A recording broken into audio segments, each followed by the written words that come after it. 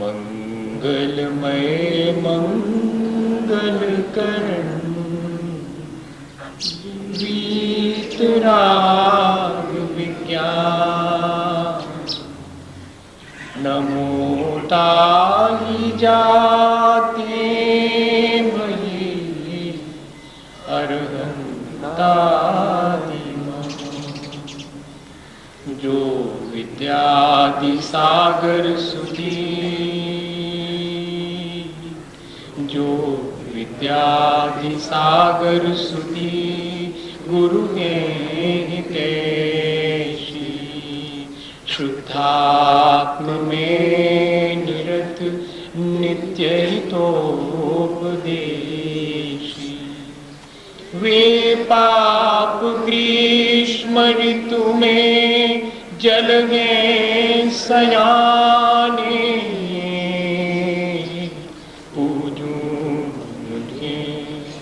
सतत केवल ज्ञान पाने पूजून के सतत केवल ज्ञान पाने। बोले भगवान महावीर स्वामी की, 10 लक्षण महापर्व की, आचार्य कुंद कुंद स्वामी की, आचार्य गुरुवर विद्यासागर मुनि महाराज की।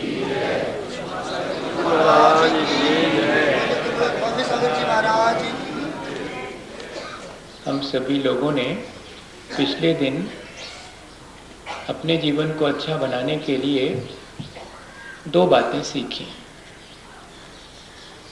कि जब क्रोध का अवसर आवे तो हमें क्षमा भाव धारण करना चाहिए, जिससे हमारी सहनशीलता, हमारा धैर्य और हमारी क्षमता बढ़ती है। और दूसरी चीज कि जब मान सम्मान या अपमान की स्थिति आवे तब भी हमें अपनी विनम्रता, अपनी कोमलता और अपनी मृदुता को बनाए रखना चाहिए। हम ऐसे अवसर आते हैं जिनमें कि दूसरे के प्रति कठोर हो जाते हैं। कोई निर्णय लेना होता है अपने प्रति तो हम बहुत पोलाइटली लेते हैं, लेकिन दूसरे के प्रति हम रफ और टफ हो जाते हैं। तो हमें इन दोनों चीज़ों से बचना चाहिए और अपनी जेंटिलनेस, अपनी मृदुता बनाए रखनी चाहिए। ये हमने पिछले दिनों सीखा। असल में जैसा हम अपने जीवन को बनाना चाहें वैसा हम बना सकते हैं। थोड़ी सी हमारी कमजोरियां जो हमारी मजबूरी की तरह हमारे जीवन में शामिल हो गई हैं, उनको हम अगर रोज रोज देखते रहें और हटाने के लिए भावना भाते रहें तो बहुत आसानी से हम इन चीज़ों को अपने जीवन में घटा बढ़ा सकते हैं। जो चीज़ें हम शामिल करना चाहें उनको शामिल कर सकते हैं, जिनको हम नील करना चाहें उनको नील भी कर सकते हैं। और हमारे अपने जीवन का प्रभाव आसपास के वातावरण पर भी पड़ता है। हमें इस बात का भी ध्यान रखना चाहिए। कोई ये कहे कि मैं अपने आप से दुखी हूँ, आपको क्या तकलीफ, मैं गुस्सा करता हूँ, आपको क्या मतलब इससे? नहीं भैया, हमारे गुस्सा करने से पास का वातावरण भी बिगड़ता है। हमारे अंदर यदि कठोरता आती है तो आसपास का परिवेश भी दूषित होता है। हम दुखी होते हैं तो दूसरे व्यक्ति को भी उस दुख का प्रभाव पड़ता ही है। इसलिए हमें यह ध्यान में रख करके कि हमारे अपने जीवन से आसपास का वातावरण भी प्रभावित होता है। बच्चे तो बहुत ज़्यादा प्रभावित होते हैं। एक बार बच्चे लोग आपस में खेल खेल रहे थे। क्या खेल कर रहे थे? बड़े भैया छोटे भैया। उनके यहाँ पर उनके पिताजी 2 भाई थे। अब तो खैर कुछ दिन के बाद में चाचा नाम का जीव ढूंढना कठिन हो जाएगा, मौसी नाम का जीव मिलना कठिन हो जाएगा। ये जीव पहले हुआ करते थे, लोग ऐसा कहेंगे, क्योंकि अब तो ऐसा संभव ही नहीं है। ना कोई मौसी होने वाली है, ना कोई चाचा मिलने वाला, ना ताऊ मिलने वाला है कुछ दिन के बाद, क्योंकि अब तो 2 हैं बस। वो बीच में बात ऐसी आ गई। तो छोटे भैया बड़े भैया का खेल खेल रहे हैं। वो 2 उनके पिताजी और उनके चाचा हैं घर में। तो खेल खेलते खेलते और जो बड़ा भैया बना था तो उसने छोटे भैया को, जरा गड़बड़ हो गई खेल में तो डांट दिया। तो छोटा वाला कहता कि खेल खत्म, अब नहीं खेलते। अरे क्यों? तो बोलते तुमने सब गड़बड़ कर दिया। क्या गड़बड़ कर दिया? तुमने डांटा क्यों? बोले वाह, तुम गलत करोगे तो हम डांटेंगे नहीं। बोले नहीं, हम छोटे भैया बड़े भैया का खेल खेल रहे हैं और हमने तो बड़े भैया को, दादा को कभी भी छोटे भैया को डांटते देखा ही नहीं, इसलिए तुमने डांटा, ये खेल गड़बड़। बच्चे इस चीज को फॉलो करते हैं। मेरा कहने का आशय ये है, वे खेल भी खेल रहे हैं तब भी उनके भीतर ये इम्प्रेशन है कि उस खेल में भी वो सब बातें जो वास्तविक हैं उनका ध्यान रखना है।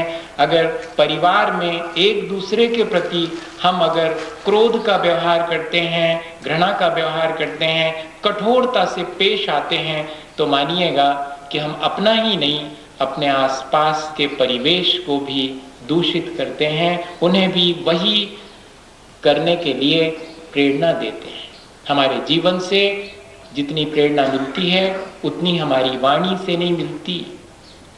वाणी से प्रेरणा बहुत थोड़ी मिलती है, जीवन से प्रेरणा तुरंत मिलती है, देखने में आती। इसलिए हमारा प्रयास पिछले कई दिनों से यही है कि हम शरीर और वाणी से धर्म करने के तो बहुत आदी हो गए हैं, लेकिन हमारे मन में, हमारे जीवन में भी वे धर्म निरंतर आते चले जाएं, तो हमारे और दूसरे दोनों के जीवन में अच्छा बनने में आसानी होगी।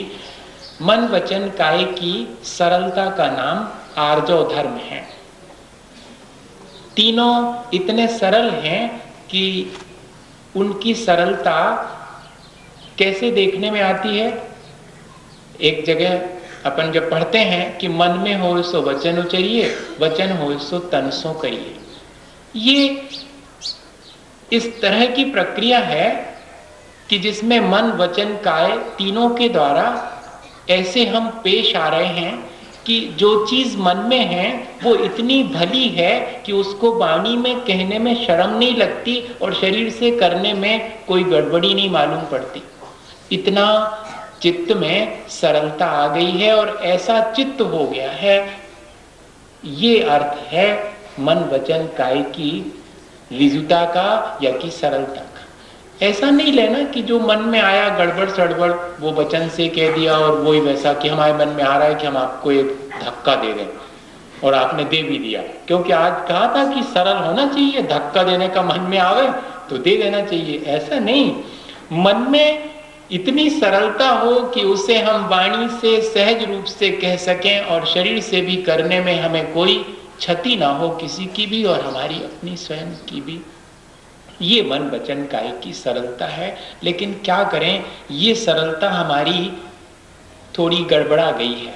अब थोड़ा दिखावा, थोड़ा प्रदर्शन, थोड़ा बनावटीपन, थोड़ी मिलावट, ये सारी चीजें हमारे जीवन में शामिल हो गई। इन चीजों से हम कैसे बचें? दूसरे के साथ छल करने की, धोखा देने की, उसे ठगने की जो हमारी आदत हो गई है, उसे हम कैसे बदलें? और ये अगर आदत हमारी छूट जावे तो सरलता तो हमारा अपना स्वभाव है।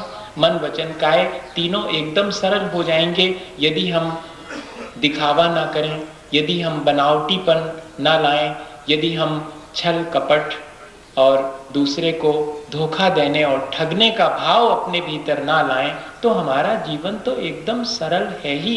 हमारा तो वो स्वभाव है। ऋजोर भावो आर्जवम, योगस्य अवक्रता आर्जवम। मन वचन काया की वक्रता नहीं होना, टेढ़ापन नहीं होना, यही तो आर्जव धर्म है।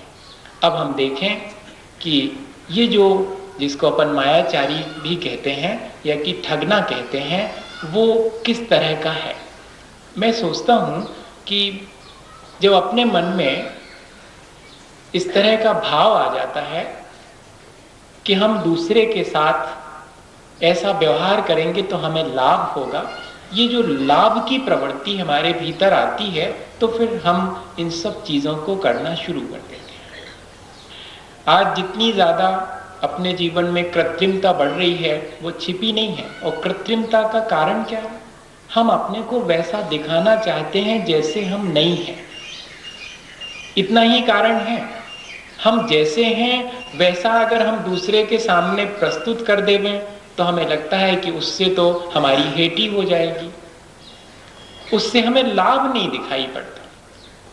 तब हम अपना लाभ देखने के लिए और इस तरह अपने जीवन को बना लेते हैं कि जिसमें छल कपट, दिखावा, प्रदर्शन, आडंबर, ये सारी चीजें शामिल होने लगती हैं।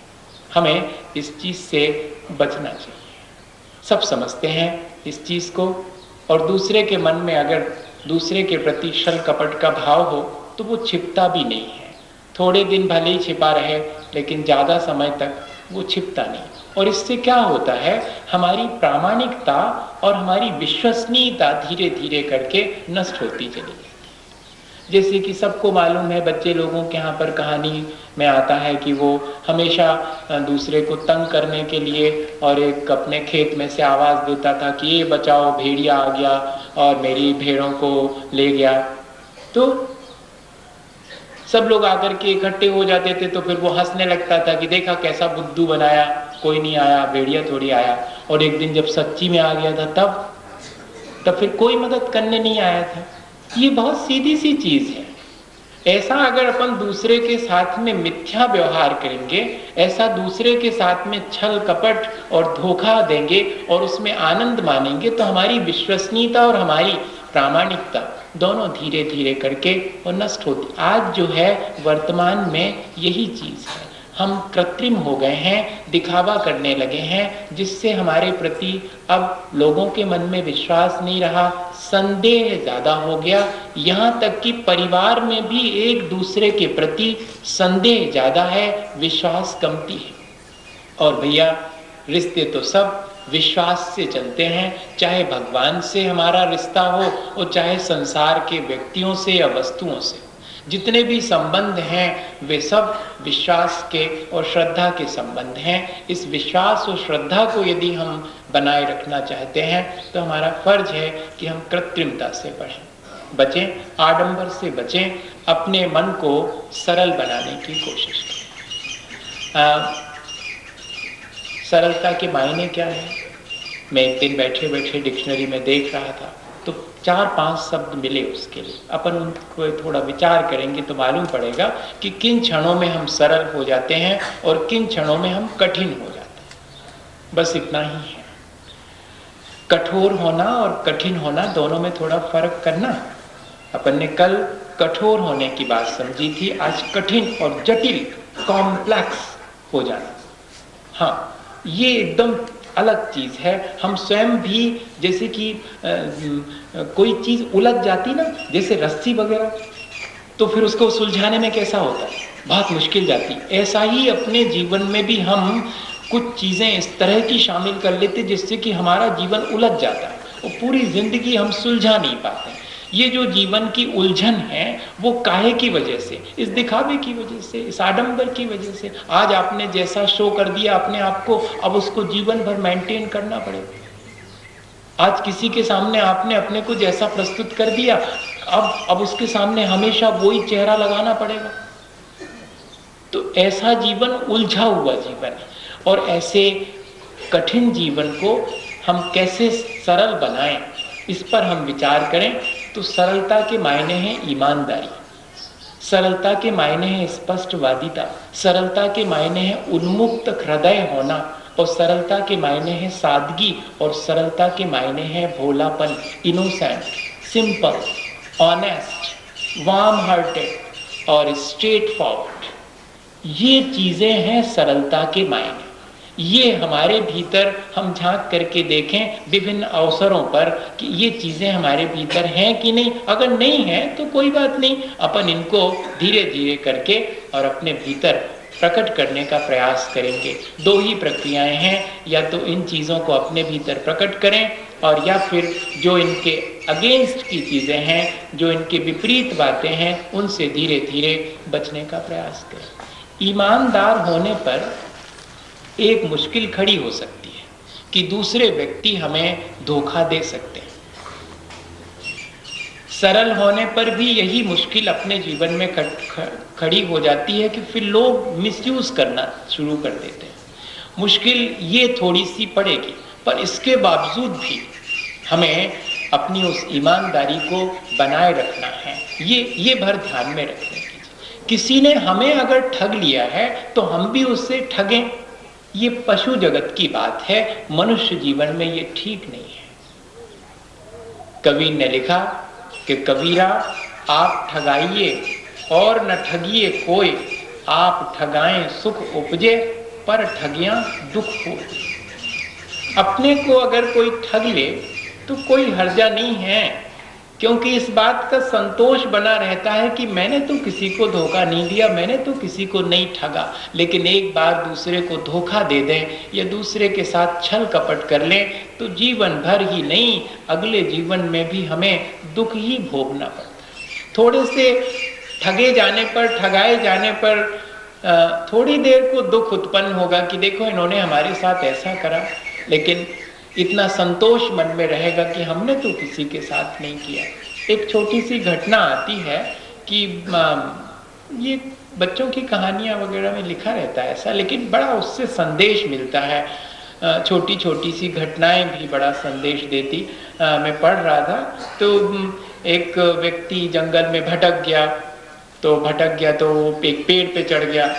फिर उस पेड़ पर जैसे ही चढ़ा तो उसने देखा कि उस पर तो एक रीछ बैठा हुआ, तो उसको बहुत डर लगा कि ये रीछ तो हमको खा ना जाए। लेकिन वो रीछ जो है वो उससे कुछ नहीं बोला, क्योंकि उसने भी देखा कि ये भी विपत्ति में, मुसीबत में पड़ा हुआ। उतने में क्या हुआ कि एक शेर आकर के नीचे पेड़ के बैठ गया। अब तो और मुश्किल हो गई। बच्चों की कहानी ऐसे ही रहती है। हाँ, फिर वो भागते भागते पेड़ पे चढ़ गया। फिर वहां पर एक रीछ बैठा हुआ था, फिर एक शेर आ गया वहां पर। अब क्या हुआ कि उस शेर को भी भूख लगी, तो उसने सोचा कि इन दोनों में से एक को अपन ले लें तो काम चल जाएगा। अभी ये थोड़ी देर में थक जाएंगे, सोएंगे तो ही। तो अब दोनों को नींद सही में आने लगी।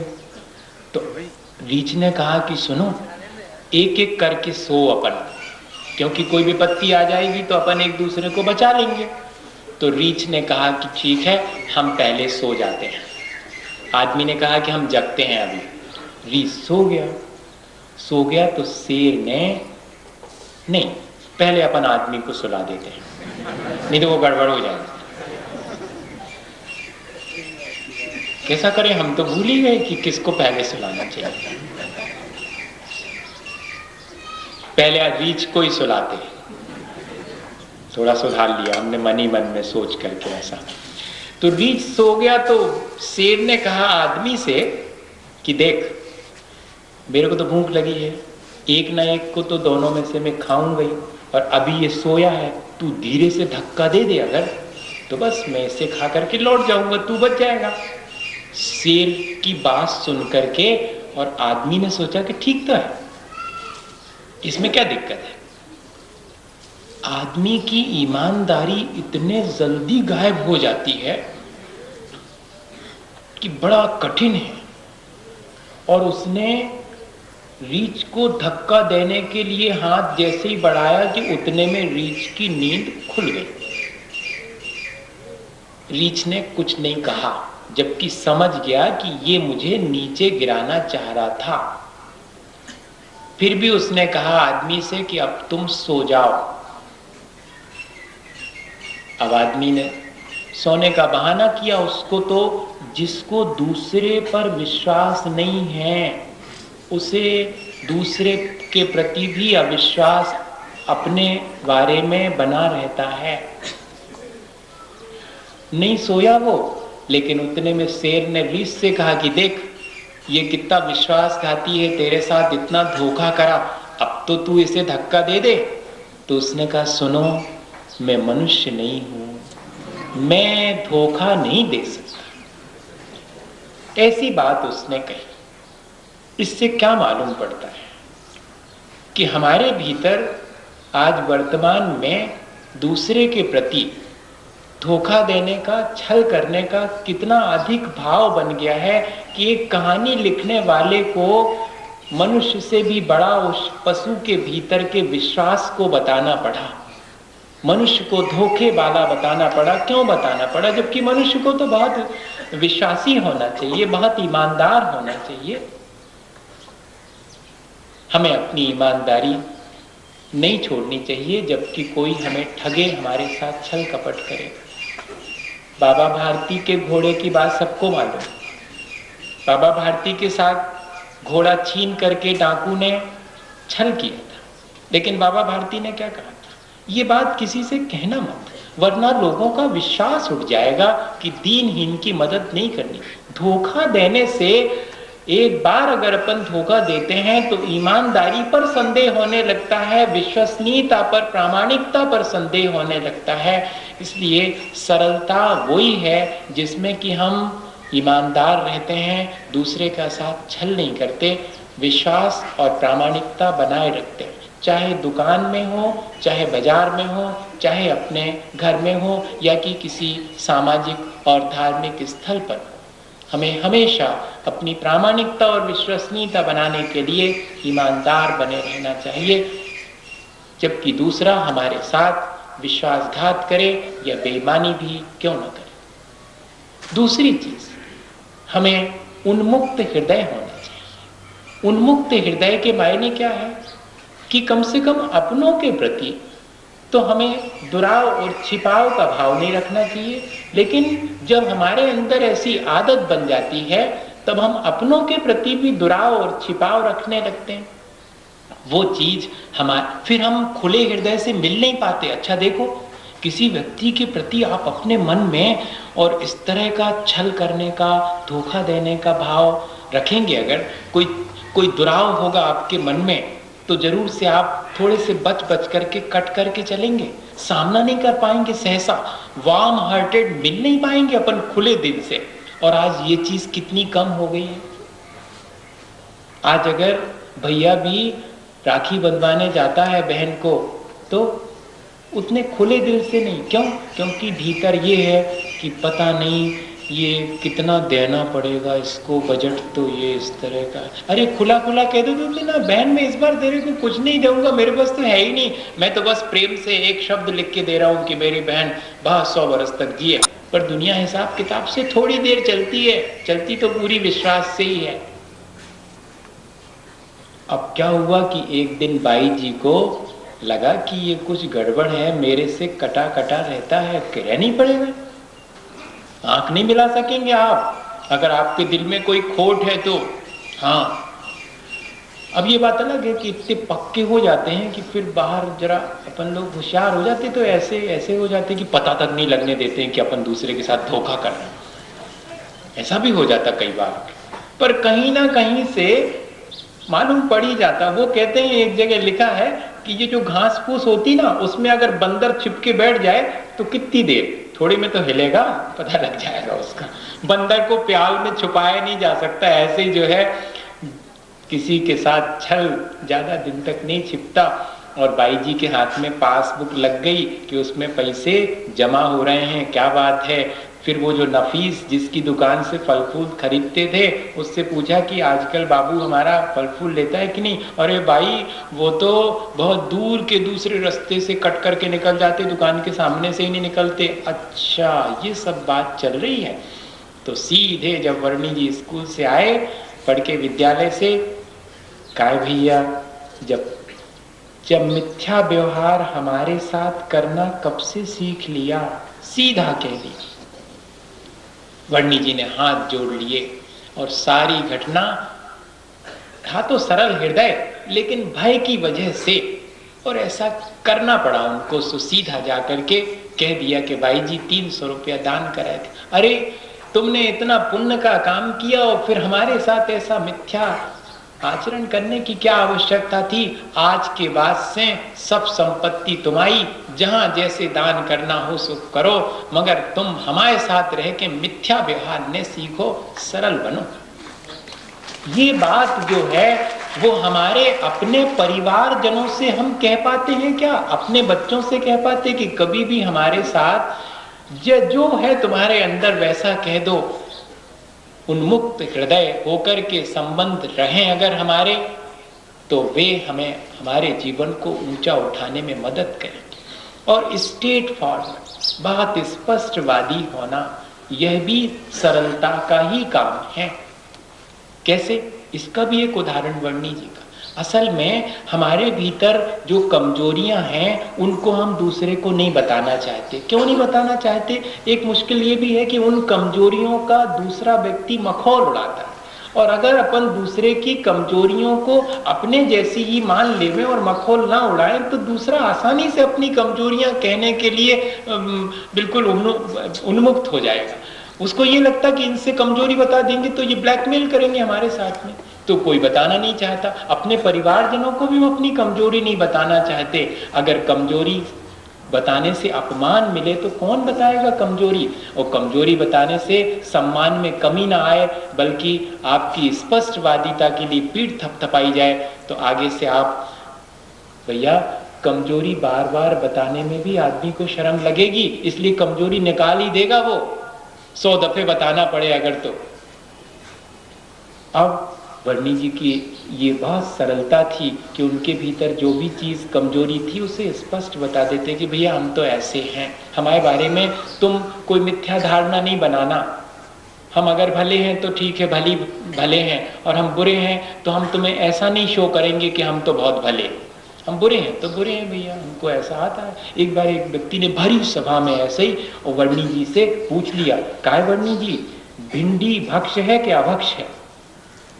भिंडी होती भक्ष है कि अभक्ष है? अब क्या कहें वर्णी जी? तो मालूम क्या जवाब दिया?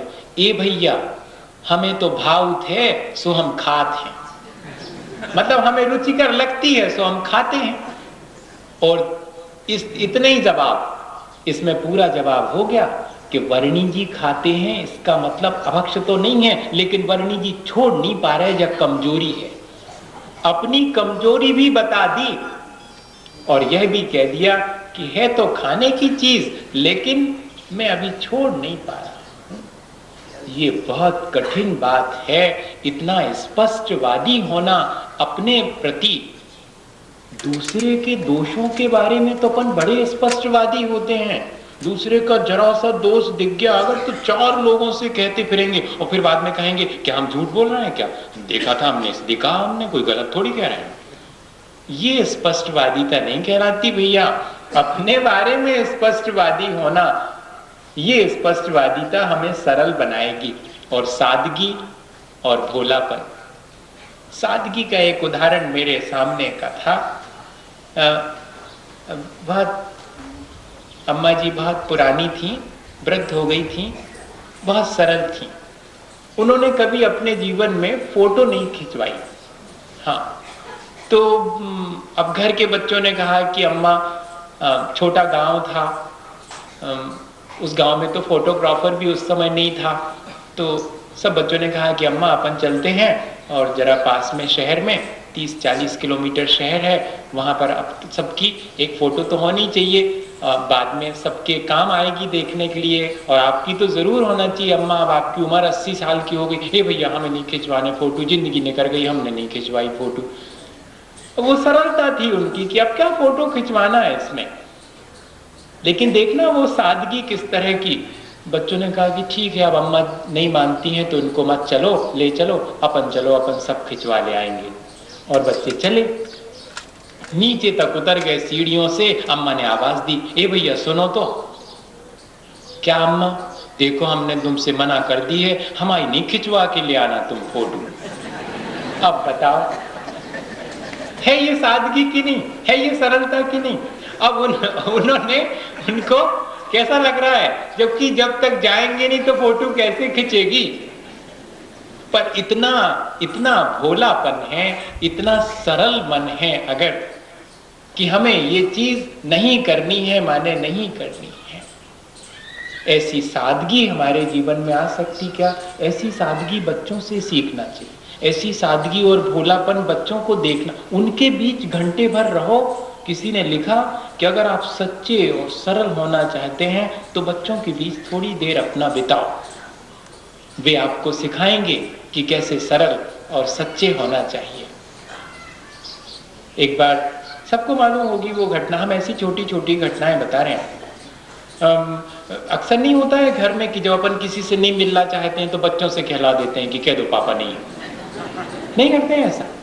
और बच्चे कितने इनोसेंट होते हैं। एक बच्चे को कहा उन्होंने, पापा ने, कि जाओ कह दो कि है नहीं, तो उसने मालूम जाके क्या कहा, पापा कह रहे हैं कि पापा है नहीं घर। अब क्या कहेंगे वो? उसको तो नहीं मालूम कि इसमें कौन सी चाल है, उसको तो नहीं मालूम कि इसमें कौन सा इनका वो है, भाव है। उसने तो जैसा था वैसा। इसको कहते हैं भोलापन। हालांकि इसमें घाटा बहुत है, लेकिन ये घाटा थोड़ी देर का है, और वो जो अपने को ठगने का घाटा है वो बड़ा घाटा है। लेकिन जिस दिन ये लगने लगे ना, तब सवाल तो ये है, अभी तो ऐसा लगता है कि ऐसा करने में लाभ दिखता है, लेकिन ऐसा करने में मेरा जो घाटा हो रहा वो जिस दिन दिखने लगे तो काहे को कोई इस तरह का करे। हमें वर्तमान में ही लाभ नहीं देखना चाहिए। अपने जीवन का यदि पतन होता हो तो वो बड़ा घाटा है।